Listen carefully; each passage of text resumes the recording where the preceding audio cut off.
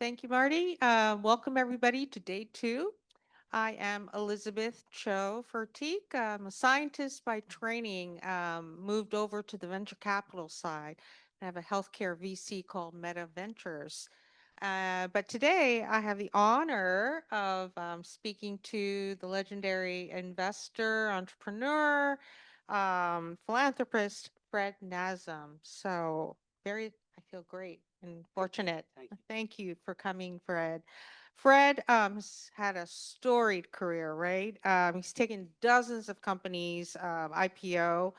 He founded or financed several billion-dollar corporations and is also known as a turnaround specialist, including, as Marty alluded to, his successful turnaround of Oxford Health Plans, which he sold later to United Healthcare for a whopping $5 billion.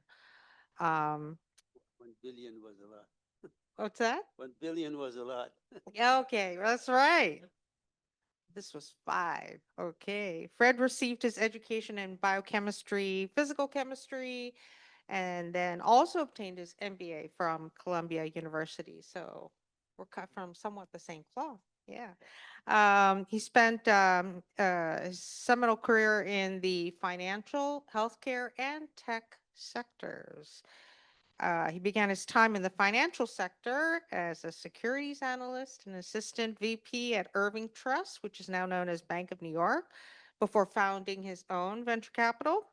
And his most recent venture is Rejuvenan Global Health. This is a digital membership based healthcare delivery system which provides its members with the knowledge and tools to take care of their own health and to manage it, and also the health of their families, which we'll touch on during the chat.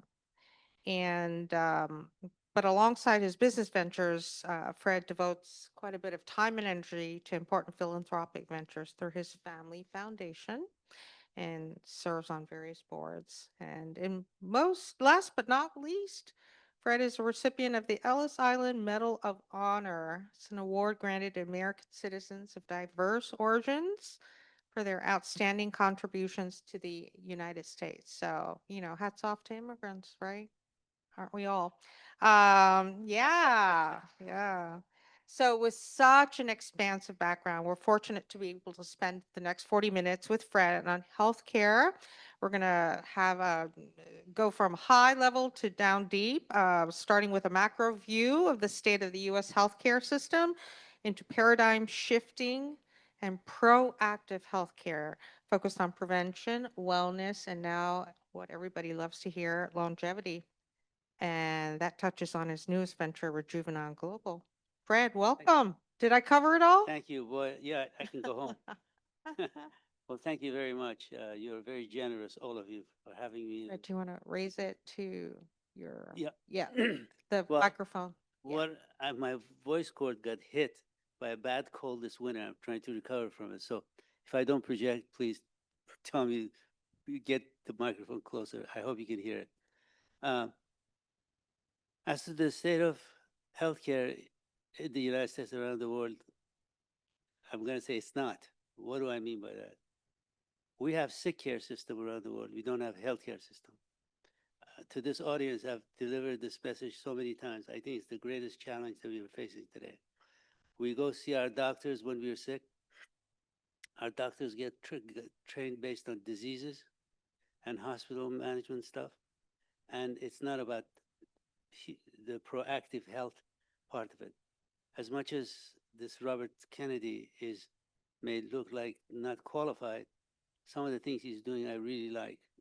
We have environmental poison all over the place that is really reduces our lifespan and what have you. So I think the ultimate healthcare is there is some sick care in it because we get sick from time to time, but it's not the exclusive thing we got to be working on, which is what the system is all about. Quite honestly, with all do both of my kids are physicians. I saw them go through Yale and Harvard, and they don't really know healthcare. There's more of it now. More and more the schools are getting in, but we have to bring it together. So I think integration of these healthcare and sick care, which is the mission of my company, this company that I built for the last 10 years, is the way to go. So we call it essentially integrated care, um, and I think whole care is the way we go about it. You have to have a whole care, sick care, and health care, and specifically, I'd like this longitudinal care. That is not episodic care. You get sick, you go see a doctor, you take some pills, things go away, maybe it goes away, and then you go back some other product. Then you next episode you go out. You have to have a longitudinal care, the whole long series. So Rejuvenan, for instance, I don't want to keep plugging Rejuvenan because I want to talk about the system, but it's about putting this thing together. It's this integration of care that is very important and longitudinally following you. Almost anything you do in medicine, this could help. I don't want to go on and on, but that's what the basic Okay. message is. We don't have healthcare system. We have sick care system. Some of it is necessary. There's some great invention that happened out of necessity, but that's we're beginning to see some interesting ideas in the healthcare area. Yeah, well, this harkens back to what when we spoke yesterday to Mohammed Memin. He has a remote care company, and that is to manage and monitor people with chronic health. So you catch them before, devastation strikes. I liked his presentation. I listened You to it. heard. Yeah, Great, wonderful great. stuff. I was But Chronica, everyone, raising money. Okay. Exactly. So he speaks your language too. That's great. So given some of the issues that we do have, what areas are ripe for disruption in terms of healthcare? Therefore, what areas are promising to invest in, say, for the next 5 to 10 years? well, first of all, AI is the story of the time of our lives. I think we are just the absolute beginning of it. I was a child of the last revolution and did very well with it. It is really what you see today. The big companies and the small ones, almost every activity started developing with internet and the rest of it. We're now in for the greatest ride ever in history with this AI. It's just it's penetrating everything as we sit in here, and so healthcare is a particularly good area for this one. Yeah. Can go into some details of what, but basically, I think the AI uh, kind of part of the healthcare delivery system is very important. It would be less expensive. It would be. I think we can go into details of it, but it could take a lot of administrative stuff out, and and but more than that, in inference, the world that is just beginning to turn into this industry, you have the ability to actually get into the practice of medicine. Digital doctor is going to be our next big thing in life because a lot of the routine stuff could be taken care of, and we can free our doctors to spend time on really meaningful stuff that they hopefully learn even more in medical school and their practice. So the AI is one area. I actually have a list of the stuff that I thought you were going to ask me that. So um, let me make sure that I cover a number of these. That uh, anyway. So Fred, do you want to raise your microphone? I know. Yeah. Okay. uh, well, biotech and precision medicine is the other area that I think is very exciting. Gene and cell therapies, CRISPR that came into the business. I did the CAR T stuff with a company called Bluebird Bio, which was the founder and CEO for about 4 years. And we did very well with it, but then this CRISPR technology is a very substantial hit to this area that's going to become very dominant. Again, AI will play a very big role in this. Orphan disease and immuno-oncology are high growth niches that it seems to be showing a lot of potential in here. Uh, Mental and behavior, everywhere you go, that's a problem. Behavioral health is so important. Mental health is beginning to be to people are beginning to feel comfortable about talking about it, about using it and doing it. So a lot of great areas to really focus on. home-based and value-based care. Home becomes the hospital, if you will, and value-based. Essentially, if you don't get out of value, I don't know what are you doing. So value-based is going to have to really uh, be adopted in a much wider sense. Um, I like the area that I'm most interested in is this longevity, which is what really Rejuvenan is all about. Longevity, particularly the longitudinal care, as I said before, I think is going to be a major area of activity. Uh, Almost $1 trillion worth of goodies waiting there for to be discovered. Um, so those are some of the areas, and we can go into some details of them, but uh, there's plenty of opportunity, Yeah. huge opportunity. Yeah. Yeah. In fact, I say I feel like a mosquito in a nudist camp. I don't know where to bite. It really, because it's just uh, because it's just so much opportunity. That's right. That's right. So let me try to recap for everyone. AI, personalized medicine. We heard cell and gene therapy, gene, i.e., CRISPR, what it may impact, longevity. And we have VC funds popping up, right? Just Right. on longevity. We had Alan Patrikoff speak at another legendary investor. He started his own Alan is a longevity good old fund friend at of mine. age, yeah, at age, what was it? 93, 95 and kicking it still. Yeah, it was wonderful. Yeah. Well, Alan and I go a long time. Frankly, I was one of the few venture capitalists had both West Coast and East Coast offices, and the West Coast didn't have much idea about what healthcare was a potential area to go into Really. till much later. But only one group, Frank Bonzel and that NEA, were the only ones with me who would do all these deals before Alan and all the rest of the guys. I love Alan, but he was not in this business. He, of course, later got into it. Um, but anyway, I think this whole area is huge, and its history is that I think we were the largest investors in this, and East Coast in particular, New York Mm. in particular. Now it's going to be. I mean, I heard Kevin talk about this yesterday. The ideas they're looking at. So it's a very interesting time to take what was done in the East Coast, and now, of course, California has come alive, particularly in the San Diego area with the biotech and what have you. So we now have some real understanding of what demand in healthcare is like and what we can do with it. Um, let's move on to this still issue of chronic diseases like obesity, hypertension, heart disease, diabetes. What's the state of diagnosing them and managing these? And what chronic disease is growing the most? And is there hope for that?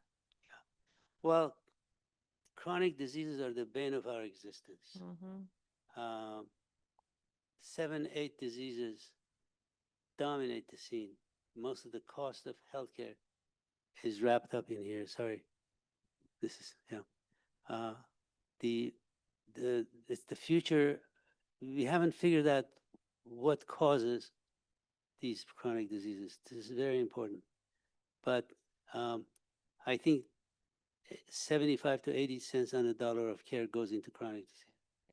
Usually the same 3, 4, 5 diseases, and so that's where to focus in terms of cost, in terms of longevity. Of course, not everything in business of medicine. Very few things are curative. They essentially we can extend the quality of life and the quantity of life with that. But it's really these diseases that's just going to have to be focused on. So it's really very big. I think obesity is the number one in the United States, and these diseases are comorbid a lot. So they travel like a pack of wolves.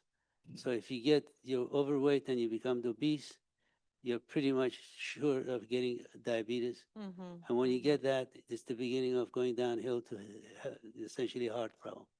These diseases, just that combination, trillions of dollars just in that combination. So I can see hundreds of investments in that area. Um, so I think obesity is the number one growing because it is the mother of the other stuff that is happening. Of course, really the best way, the way I look at it, there are really four things that drives drives demand and potential problem for pain of our existence. It is oxidation with essentially free radical around us that causes that. It's inflammation. Is our bodies respond to it, the immune system doing anti-inflammatory stuff, inflammatory response that happens. Then it is methylation, which is really the basis of cancer, and that's the other area that's very exciting. And I would say glycation is the fourth one, which is sugar management. Again, real problem. So those four forces drive our whole health. And how do we get a hold of each one of these? And there's just huge amount of opportunities in each one to do good, to extend life and quality. In the Rejuvenan, I have a saying that we live with, that we would like to add years to your life and life to those years. And that is the quality of life and the quantity of life. You don't want to have one without the other. I think, at least I don't want to have it. Anyway, so that's sort of the way I go at it. You just sparked an idea that, oxidation, glycation, methylation, I forgot the last one, but those could be biomarkers for bad Yes, it is. aging. Yes. Maybe that could be a diagnostic. Yeah, That's a way to, tone it down, and that's demonstrating that's the progress. basis of Rejuvenan. All right, And okay. that we take 10 biomarkers that represents these.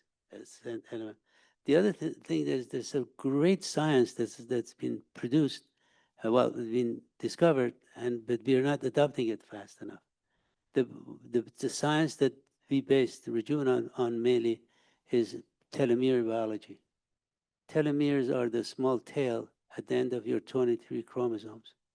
The longer your telomere is, the healthier you are, the shorter, the sicker you are. And telomerase is an enzyme that could promote lengthening of the telomere. So we have now a mechanism that we can make you healthier. And that's where epigenetic comes in. As we do this, your genes turn over and add those new information to the fray. And so it's a very exciting area. So the Nobel Prize in 2009 was given to Elizabeth Blackburn and cohort, who discovered telomere biology. If you haven't read telomere, the book on telomere by Elizabeth, it's really a must read. You understand what's going on. Great clinical trials to prove four things drive our lives in order to really make us healthier. The four things, the four is nutrition is critical. Movement, basically, working out, uh, stress management. All the people around the world are stressed, managing that. And then finally, social support. Loneliness is the biggest problem culturally everywhere. And so that is a very important area to really focus on. So those four things, we have taken those four things and made it into this company, put it into. I think a lot of people will follow the same rule once they discover how important this thing is. So I don't want to go on and on, but those are the four areas and what we look for. And we were discussing earlier, this reminds me of the blue zones. Everyone heard of the blue zones? How there are about 7 of them around the world, and they have the highest number of concentration of centenarians. Why do they live so long? And I think some of those 4 points that you hit on, they do in spades, and it's a bit hard to do in New York City, but we can, take kernels of it and. Yeah, but if you choose New York City because you like New York City, and so you have to trade some of this thing, health versus what you like. You try to make the healthiest potential that the city has that you could make it offer. So I would say It's got to be pleasure in living too. So you can't just, I can be in a blue zone, but if I'm not a blue zone type, I suffer. So you know, even that, but that's, we learned so much from that group. Yeah. Try to incorporate it. So let's move a little bit into Rejuvenan and just the business of healthcare Yep. in your terms. Tell us about Rejuvenan, and which is, the overall goal is to support customers who wish to have more control over their wellness and longevity. Describe some of the company's services. All right. Well, we you can pick up our app from the App Store, Rejuvenan app. When you do, there will be 10 questions that we will ask you. Within about 15, 20 minutes, we can begin to handicap your health, where you are.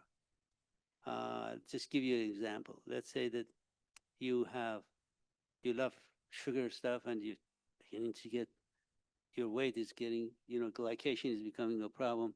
It shows what, from what you ate, and some of the numbers that, you know, for instance, hemoglobin A1C will tell us, your blood test with hemoglobin A1C will tell us, well, what kind of a proclivity you have, your body has toward it. It shows that your problem is going to be basically weight problem, and uh, and hemoglobin A1C is a good indication. And then the list of some of the activities that you do and what you eat. At the end of that, we give you a score called Rejuvenan Health Score based on these 10 biomarkers, and then we try to improve that. I, for instance, felt that I had diabetic potential because of my parents having diabetes before Mhm, they died. mhm. And when I got around it and started testing it out, it was almost 8. The hemoglobin A1C on me was about 8 point something, and I got very alarmed because the healthy range is below 6. And so I went to the system called Rejuvenan, and I got below that number, and changed everything. Within 3 months of the first handicapping session that we have with you, the score keeps changing. My score changed from uh, about 71 out of 100 in the beginning to 92. I'm back a little bit below that now. It's about 80, 90 or something like that. So so there's a way to measure your progress. And if you do those 4 things that telomere biology tells you, what happens, like the blue zone people, what happens is that those scores improve. And so as you go forward, 3 months later, you take another test, a blood test, and you get your hemoglobin A1C. You can get that blood test anywhere, including your PCP. And so all the new input comes into the picture, and you can see yourself going, this longitudinal care beginning to work for you. That's what we are trying to do. But it's based on real science and real technology delivering it. So another big story of Rejuvenan is a lot of technology. We're very early in AI, machine learning, and we put a lot of that. So we have a robot that runs you through the day. As a result, we can offer this thing at less expensive. It was a massive work that had to be done. It took 10 years to pull it together. And hopefully now these days, you are beginning to discover that that's an important area, and we're getting a lot of attention. About But it five took a long minutes. time. Okay, thank you. Um, so besides providing questionnaires and giving scores, how do you prod or prompt your customers to, shift more towards healthy diet, movement? Are there behavioral specialists that give some tips, or what additional services around that? First of all, we make it easy for them to own their health and health care, to understand what's going on with them. So we are not after everybody in the world, although we love to, but there is more and more people who are committed to come into this way. They're health conscious, and nothing makes you more health conscious than when you are diagnosed with one of these Sure. diseases. Sure. And so we get all of that people coming in. Our task was to make it more humane, easier to own and operate. And so we can only do so much, but it seems like people are more and more people are coming this way. So we were very excited by the opportunity. Um, How do people sign up for Rejuvenan? well, right now we're only going B to B to C, but we will Okay. be going to individuals. Uh, we are also incorporating in some new areas because when you have a company, building the art of building a company is to be um, flexible enough and move with the market. And, and, uh, and so we've done that. We're having yet another move with the market. We're going after, for instance, genetic area. That's very exciting.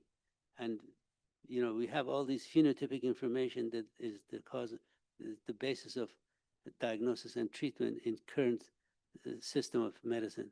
But we need to have a lot more genotypic information, genetic Mm-hmm. capability. Mm-hmm. That's extremely important. So one area that we're working on is menopausal women. Usually, uh, they have to pay a lot of attention to about the hormonal profile, and if they don't take the proper hormone therapy, uh, despite the past problem, we won't talk about it, but now people know what to do with hormone therapy. If they do it properly, you don't end up with uh, bone problem and all kinds of, uh, you know, essentially having all kinds of problem with your bone structures, and that whole area is very interesting. This group that we're just connected with and we're working with is using our system as a basis. We can deliver what is needed for you to really get to that level. The big part of it is that sequencing your gene, and there we're looking for certain uh, pieces of information and genetic information that if you really attend to it, the the treatment is very effective for women who are being doing that. Several of these doctors, Okay. the West Coast in particular, are doing very well with it. So we're trying to bring that new modality. Essentially, we built this ecosystem called Rejuvenan. We can bring all these companies and we would be delighted to work with them to plug in their product Right. Right. and move it So forward. diagnostics. The Yeah, including diagnostics, genetics. not only just diagnostics, but also treatment Yeah. system. Okay. B to B to C. B2B, at Right. this moment, we're trying to test some of the markets. Last question then. Okay. Let's go back to obesity. What do you think of the surge around GLPs and how it's so easy for us to pop a pill, right? Honestly. How do you see Rejuvenon fitting into that trend? Is it a competitor or is it a complement? What do you think about all that? And how does Rejuvenon fit? Okay. Well, not just Rejuvenan, but people who are going the way we are going. Yes, in How to general, healthcare. it's so important to this question. If anything you do, GLP-1 are fantastic. Okay, this response has been great. But what happens after you stop taking the pill? Yeah. What is the side effects like? How do you really deal with all that stuff? You need longitudinal care. You need to understand what's going on with you and stay with it. And, so to have an immune system that could deal with it, to have the facilities that we offer that could deal with it is very critical. So we welcome it. Of course, any of these developments, we absolutely welcome it, to the extent that they're curative or helpful. We would love to give our system to really help them out. So Sounds like a complement then, absolutely, GLPs. I Not that think you I think our eschew them, system but complement to the old and the new, and the areas that are coming in like GLP-1. yeah. So we would welcome all that. We developed the system and would love to license it, help them, give it to them free to just move humanity forward. Okay. So I guess the bottom line message is healthcare involves really being intentional and conscientious in working um, to keep your body, your machine in shape. You got Yeah, to work at it. I think No shortcuts. Exactly. You ought to own your own health Mhm. and healthcare. You can't throw yourself at the healthcare system that doesn't do a good job. You can't do the wrong thing and go to your doctor trying to for him to figure out something. Poor doctors. So it's just we're beginning to wake up that we can do a lot to stop it. So this environmental piece of work, which we didn't talk about, is so important. I was my first job out of college was becoming food chemist for Keebler Company, the cookie company, and I took all of the dyes out. Then this is 50 years ago. It's taken 50 years. Now they're talking about taking our kid, my grandkids are taking ice creams and stuff with these colorful stuff that they put on. They're all carcinogenic material. We just welcome it. It's amazing how it seeps in. Anything that has got these colors, if it's not natural, is bad for you. I took it. I had so much trouble taking it off of our products, Grandkids. but it's taken 50 years. But anyway, I agree. I think we are beginning to wake up to this whole revolution. That's I think so fantastic. too. Well, Thank you listen, very much. we have to move on to the next speaker. Fred, this is great, and we love the stuff you've done with Rejuvenan. I think a lot of guys from this group have invested in it, so we hope to hear more great things about it. And obviously, you've been, I think you told me you were one of the original 20 venture capitalists, and you've been such a force in the venture capital world. So thanks so much for, Well, thank you because you bring so much knowledge and activity to this whole area, and we really all thank you because you do a great job. Thanks. fantastic. Thanks, Fred. Thank you, Fred.